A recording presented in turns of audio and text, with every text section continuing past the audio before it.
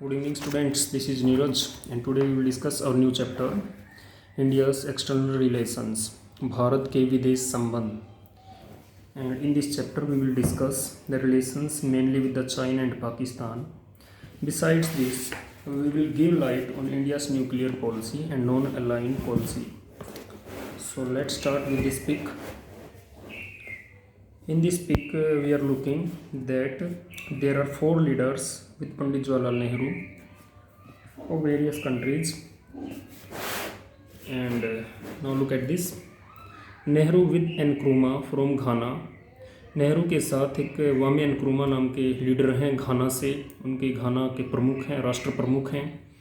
Nasir from Egypt, colonel Nasser Egypt से या मिस्र देश से कर्नल नासिर हैं. सुकर्नो फ्रॉम इंडोनेशिया, और सुकर्नो लीडर हैं इंडोनेशिया के या इंडोनेशिया के राष्ट्र प्रमुख हैं. एंड मार्शल टीटो या मार्शल टीटो फ्रॉम यूगोस्लाविया एक देश हुआ करता था, अब वो विखंडित हो चुका है कई सारे देशों में, लेकिन उस समय में था जिस समय की ये पिक है. तो ये एक लीडर थे मार्शल टीटो नाम के यूगोस्लाविया से. At a meeting of non aligned Nations, और ये गुटनिरपेक्ष देशों की एक मीटिंग है.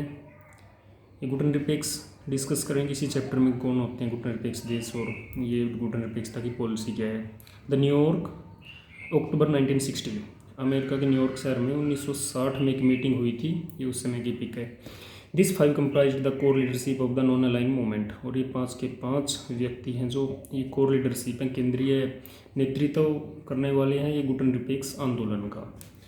तो बेसिकली इस चैप्टर में हम इस पर भी डिस्कस करेंगे गुटनिरपेक्ष आंदोलन क्या था, कौन लोग इसके केंद्रीय नेतृत्व में थे, क्यों चला, इसकी ज़रूरत ही क्या थी, तमाम चीज़ें हम डिस्कस करेंगे. Let's start with first point, international context, अंतर्राष्ट्रीय संदर्भ. और इस चैप्टर में हम देख रहे हैं कि उस समय की जो अंतर्राष्ट्रीय परिस्थितियाँ थी, लाइक डिवास्टेटिंग वार, युद्ध से बेसिकली जो बहुत ज़्यादा नुकसान हो गया था. आप सब जानते होंगे 1939 से 1945 के बीच में सेकेंड वर्ल्ड वॉर चला था और इंडिया आज़ाद हुआ था 47 पे. तो भाई उस समय में युद्ध से भयानक उस समय की स्थितियाँ उत्पन्न हो रखी थी. अंतर्राष्ट्रीय वातावरण ऐसा था, कोलैप्स ऑफ कॉलोनियलिज्म, और साम्राज्यवाद का विनाश हो चुका था, वो डह चुका था, साम्राज्यवाद समाप्त हो चुका था. साम्राज्यवाद या उपनिवेशवाद, ये उपनिवेशवाद क्या होता है लास्ट वीडियो में भी हम डिस्कस कर चुके हैं. उपनिवेशवाद वो देश होते हैं उपनिवेशवादी जो दूसरे देशों को गुलाम कर लेते हैं, कमज़ोर या छोटे देशों पर कब्जा कर लेते हैं, वो उपनिवेशवादी होते हैं. और ऐसी व्यवस्था जिसमें ऐसा किया जाता है, जिस व्यवस्था में मजबूत देश कमज़ोर देशों पर कब्जा करते हैं, उस व्यवस्था को ही कॉलोनियलिज्म या उपनिवेशवादी व्यवस्था बोलते हैं. तो वो थी, उसी के कारण से दूसरा विश्व युद्ध हुआ था. छोटे देशों पर कब्जा करने को लेकर के देशों में युद्ध हुए थे. तो भाई बेसिकली वो समाप्त हो गया था, क्योंकि अब हम सब जानते हैं 1947 और उसके बाद के वर्षों में वो सारे देश आज़ाद हो गए थे जो कभी यूरोपियन शक्तियों के अधीन हुआ करते थे, बड़ी पावर्स के गुलाम हुआ करते थे. और challenges of welfare and democracy, और जो देश नए आज़ाद हुए थे इन देशों से, इनके सामने समस्याएं थी अपना कल्याण करने की, लोकतंत्र को स्थापित करने की चुनौतियाँ थी. ये हम पढ़ भी चुके हैं चैलेंजेस ऑफ नेशन बिल्डिंग हमारे लास्ट चैप्टर में, कि किस तरह से भारत के समक्ष भी ये चुनौती थी. ये चुनौती तमाम उन देशों के साथ थी जो उस समय में आज़ाद हुए थे भारत के साथ साथ, इंडोनेशिया, मलेशिया, श्रीलंका, जितने भी देश थे आसपास के. The British government left behind the legacy of many international disputes, और अंग्रेजी सरकार जो भारत से तो चली गई थी, लेकिन वो विरासत में बहुत सारी अंतर्राष्ट्रीय विवाद छोड़ गई थी. जैसे विभाजन से संबंधित विवाद छोड़ गई थी. विभाजन उसने कागजों पर तो कर दिया, लेकिन धरातल पर वो भारतीयों को उसका दर्द सहन करना पड़ा बहुत ज़्यादा. उससे हम सब ने लास्ट चैप्टर में पढ़ा कि इतनी व्यापक त्रासदी उससे हुई थी. टास्क ऑफ पॉवर्टी एलिविएशन, और गरीबी निवारण का एक मुख्य मुद्दा था, वो छोड़ गई थी, क्योंकि भारत को तो लूट पीट करके गरीब हालत में, खस्ता दयनीय हालत में छोड़ करके अंग्रेज यहाँ से गए थे. तो हमारे सामने समस्या थी कि किस तरह से हम अपने देश की गरीबी को दूर करें. तो ऐसे माहौल देश के थे उस समय. तो ऐसे में किस तरह की विदेश नीति को अपनाया गया, जो भी विदेश नीति अपनाई गई उसका श्रेय जाएगा ही किसको, पंडित जवाहरलाल नेहरू को, क्योंकि ये हमारे तत्कालीन प्रथम प्रधानमंत्री थे. और इसके साथ साथ उस समय में कोई विदेश मंत्री नहीं था, तो विदेश मंत्रालय भी इन्हीं के पास था. तो इसलिए विदेश नीति से हमें जो भी फ़ायदे और नुकसान हुए, जो भी श्रेय या दोष मिलेगा, तो वो मिलेगा ही किसको, हमारे के प्रथम प्रधानमंत्री पंडित जवाहरलाल नेहरू को. भारत की विदेश नीति पर दरअसल इसी व्यक्ति की छाप पड़ी. इन्होंने जैसी नीति को अपनाना चाहा उसको अपनाया। तो world into two clear camps, और उस समय अंतर्राष्ट्रीय स्तर पर जो दुनिया थी वो स्पष्ट रूप से दो खेमों में बढ़ चुकी थी, United states and Soviet union. और दो खेमों के जो प्रधान देश थे, जो मुख्य कंट्रीज थी, जो नेतृत्व करने वाले थे, एक तरफ था यूनाइटेड स्टेट्स ऑफ अमेरिका, संयुक्त राज्य अमेरिका, और Soviet union, union of Soviet socialist Republic, Soviet संघ या भूतपूर्व सोवियत संघ। बेसिकली उस समय में जो अंतर्राष्ट्रीय स्तर का माहौल था वो कैसा था कि दुनिया दो खेमों में बढ़ चुकी थी। एक तो यूएसए के नेतृत्व में था कैपिटलिस्ट या पूंजीवादी व्यवस्था या विचारधारा, और दूसरा ही थी यूएसएसआर के नेतृत्व में।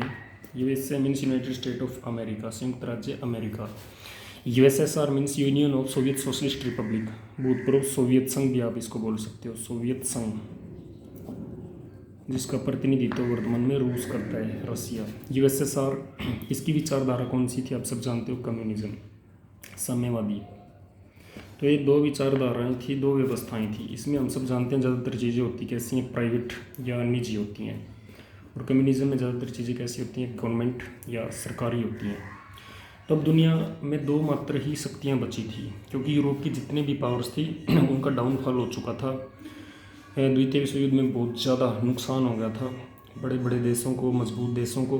तो ये दो देश उभर करके आए थे, यूएसए और यूएसएसआर, सोवियत संघ और अमेरिका। अब पूरी दुनिया इन दो विचारधाराओं में बट करके रह गई। कुछ देशों ने तो इस विचारधारा को अपना लिया, ज़्यादातर यूरोप के, पश्चिमी यूरोप ने और काफ़ी सारे देशों ने पूंजीवादी विचारधारा को अडॉप्ट कर लिया। बहुत सारे देश ऐसे थे जिन्होंने सोवियत संघ की विचारधारा को अपना लिया, पूर्वी यूरोप, और अनेक देशों ने इस विचारधारा को अपनाया, यूएस। इसके अलावा अगर हम भारत की बात कर लें, या इनके अलावा जो ऐसे देश जिन्होंने ना तो पूंजीवादी विचारधारा को अपनाया ना ही साम्यवादी विचारधारा को अपनाया, सोवियत संघ की विचारधारा थी जो साम्यवादी, न उसको अपनाया, तो उन्होंने अपनाया क्या, उन्होंने जो इन दोनों गुटों से वो अलग रहे, इन किसी भी गुट में शामिल नहीं हुए, तो इसलिए उन देशों को बोला गया गुट निरपेक्ष देश। उन्होंने अपना ली गुट निरपेक्षता की नीति, जिसको हम डिटेल में डिस्कस अभी करेंगे।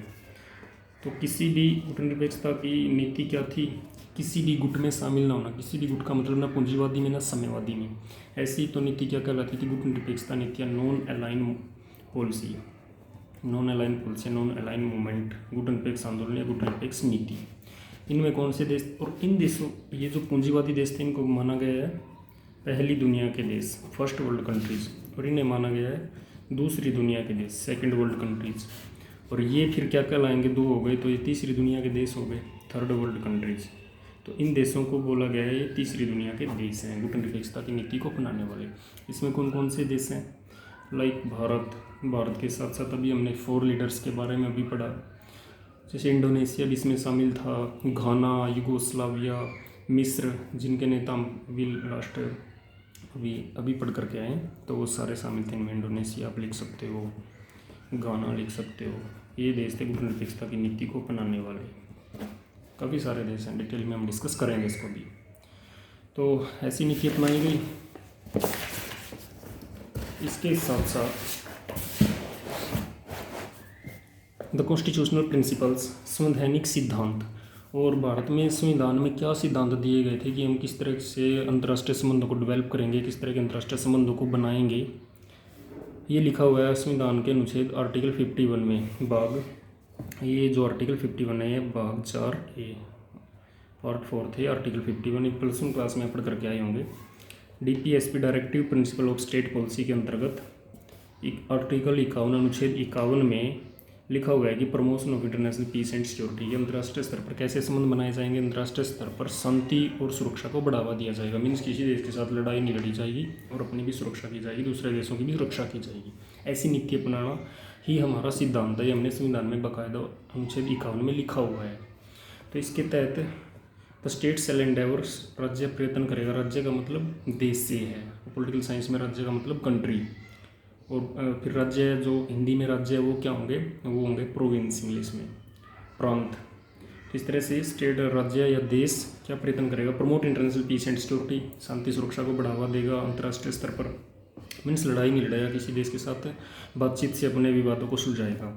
Maintain just and honourable relations between nations, और विभिन्न देशों के बीच में सम्माननीय और न्यायपूर्ण संबंधों को स्थापित करेगा। जस्ट और ऑनरेबल का मतलब ही क्या होता है? न्यायपूर्ण मीन्स ना अगले का नुकसान हो ना हमारा ज़्यादा फायदा हो, मीन्स समानता के आधार पर संबंध स्थापित किए जाएंगे। व्यापार होगा तो उसमें इक्वल पार्टिसिपेशन होगा, अगले का भी फायदा रखेंगे हम, दूसरे देश को दबाया नहीं जाएगा। आत्मसम्मान उसका ऑनरेबल, उसका पूरा सम्मान रखा जाएगा, उसकी बाउंड्रीज का सम्मान रखा जाएगा। ये नहीं होगा कि वो छोटा देश है उस पर कब्जा कर लें या उस पर प्रेशर डाल दें या वहाँ की सरकार को प्रभावित करें, दूसरे तरीके से उस पर प्रभाव स्थापित करें, ऐसा बात कदापि नहीं करेगा। ऐसा उसने लिखा हुआ है यहाँ पर अपने संविधान में। उसके अलावा foster respect for international law and treaty obligations, वो क्या करेगा? जो अंतर्राष्ट्रीय कानून होंगे या अंतर्राष्ट्रीय संधियाँ होंगी, उन संधियों का, कानूनों का, dealing of organised people with one another, और उन संधियों का वो रिस्पेक्ट करेगा, सम्मान करेगा। अंतर्राष्ट्रीय संधियाँ कैसे? जैसे भारत यूएनओ का क्या देश है, यूएनओ के जो लॉ हैं उनको मानेगा। जो भी संधियाँ भारत ने कर रखी हैं विभिन्न देशों के साथ, चाहे एनवायरनमेंट को लेकर के संधि की गई हो, चाहे वेपन्स को लेकर के की गई हो, चाहे बायोलॉजिकल वेपन्स कन्वेंशन उसने कर रखी हो, तो सभी की सभी संधियों की सम्मान करेगा, उनको तोड़ेगा नहीं, मानेगा अच्छे से। Encourage settlement of international disputes by arbitration, और जितने भी अगर उसके पास विवाद होंगे, किसी दूसरे देश के साथ विवाद होते हैं, झगड़े होते हैं, तो उनको मध्यस्थता से निपटाने के लिए को प्रोत्साहन देगा, मध्यस्थता से निपटाने का भरपूर प्रयास करेगा। तो ऐसा हमने लिखा हुआ है अपने संविधान में अंतर्राष्ट्रीय संबंधों को बढ़ावा देने के लिए। Next, the policy of non alignment, गुट निरपेक्षता की नीति, इसे डिस्कस करेंगे नेक्स्ट वीडियो में। Thank you.